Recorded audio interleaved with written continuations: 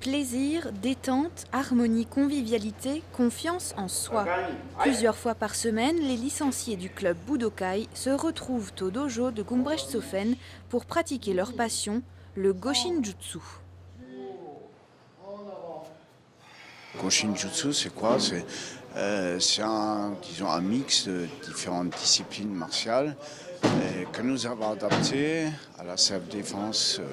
Voilà, parce que la demande des gens a été ça, essentiellement, c'est de pouvoir se défendre en cas d'agression. Soit de l'autre côté. Ce qu'il faut faire, c'est esquiver contre-attaque. Sabre, couteau, main nue ou divers objets, la discipline propose de pratiquer la self-défense sous différentes formes. Pas de compétition, les Budoka pratiquent ce sport pour leur propre épanouissement. La plus grosse différence avec les autres disciplines, en fait, c'est qu'il n'y a pas de compétition. C'est pour le plaisir et ça permet également à tout le monde de s'entraîner. On n'a pas besoin d'être un athlète, tout le monde peut s'entraîner et ça va de 6 ans à... L'aîné, il a actuellement 76 ans. Donc il y a des passages de grade comme dans d'autres disciplines telles que judo par exemple ou karaté ou n'importe. Bien sûr, il y a des passages de grade et exactement la même chose. Donc il y a une partie, en fait, il y a une partie technique, puis il y a une partie pratique, ce que nous appelons le randori ou combat libre. Voilà. Donc les seules compétitions qu'il y a, c'est entre nous, quoi. Voilà. Le club Budokai de Gumbrechthofen accueille ses membres les lundis et mercredis soirs pour le Goshin-jutsu et les jeudis soirs pour pratiquer le Taiso, une autre discipline qui allie exercices de souplesse, de Tai Chi Chuan et de Shiatsu. Un cours de Goshin-jutsu a également été ouvert en 2013 aux enfants les vendredis soirs. Testée en Île-de-France et dans d'autres régions depuis 3 ans, la cartographie interactive de l'aide alimentaire couvre près d'un tiers de la France.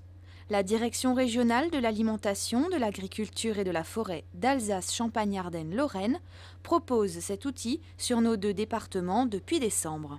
L'outil qui a été mis en ligne fin décembre est un outil visible sur Internet via Google Maps, qui est une cartographie des dons alimentaires sur laquelle en fait, les associations caritatives s'inscrivent pour bénéficier de dons.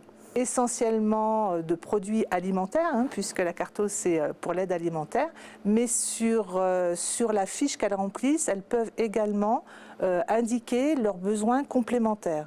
Totalement gratuit et en accès libre, les donateurs potentiels pourront donner plus facilement en fonction des besoins. L'outil d'aide alimentaire permet également de créer des relations de proximité. L'épicerie sociale intercommunale y voit déjà un avantage certain.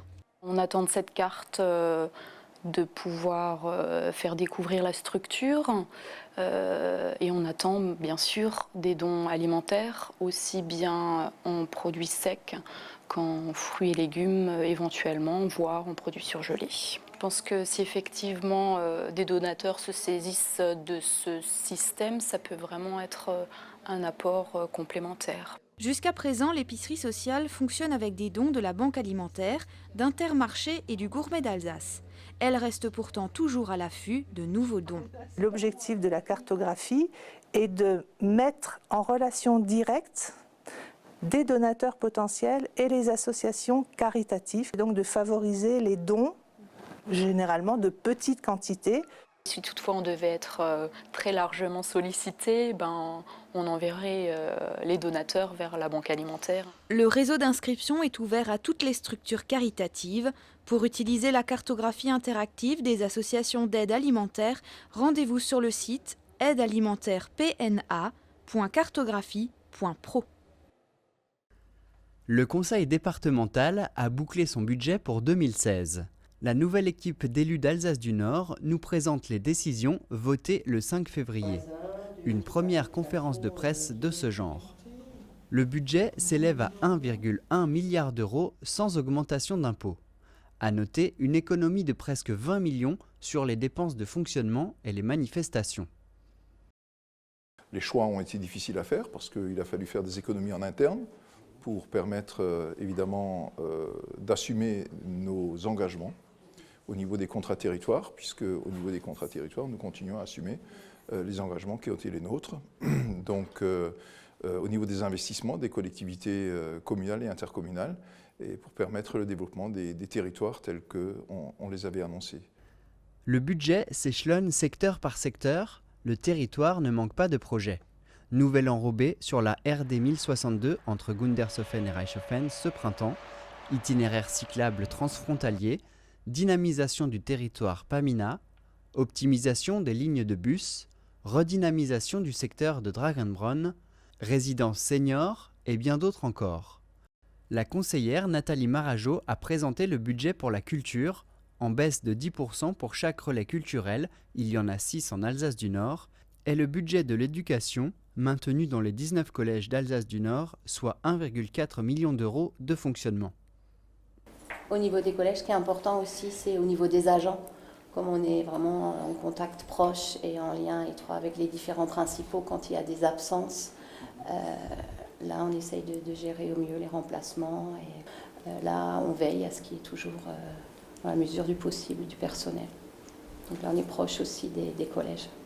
À destination des collégiens, mais surtout des sportifs de Niederbronn-les-Bains, le conseil départemental a voté une subvention de 200 000 € pour les futurs travaux du gymnase. Toujours plus proche de nous et de nos besoins, le conseil a présenté les chiffres qui concernent 23% de la population, les seniors, un pourcentage qui va encore augmenter. 16 projets de résidences seniors sont en cours, dont celui déjà effectif à Oberhofen et celui de Merzwiller, où le dépôt de permis ne devrait pas tarder. Le projet de Merzwiller est en cours et on le suit en amont puisqu'il y a le comité consultatif des habitants. Donc c'est intéressant pour nous déjà de suivre puisqu'on subventionnera, mais aussi le projet est vraiment bien pris en avance et se fonde sur les besoins et sur l'existant. Donc c'est un projet intéressant. Et pour moi c'est intéressant aussi puisque je suis le projet parallèle à Avert, qui est aussi un projet qui est un peu plus avancé au niveau des travaux, mais c'est toujours enrichissant de suivre ces comités. Enfin, sachez qu'il y a 4 857 allocataires du RSA en Alsace du Nord, un chiffre stable grâce à plus d'une centaine de contrats d'accompagnement dans l'emploi déjà signés. Tous les détails sont sur le site bas-rhin.fr. Les équipes féminines du secteur s'affrontent en salle pour le premier tour de la Coupe d'Alsace. Le groupe 4 opposait 8 équipes dans la nouvelle salle de sport de la Maison Rouge à Merzwiller.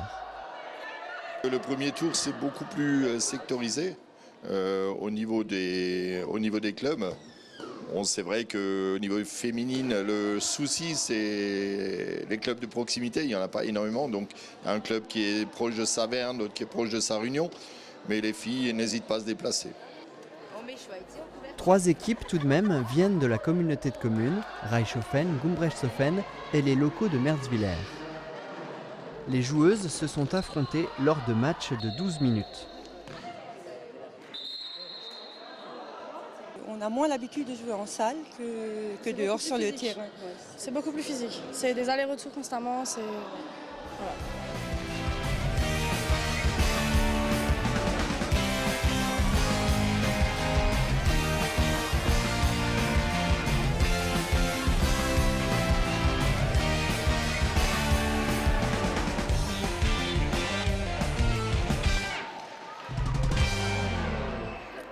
L'équipe d'Interfeld s'est finalement imposée.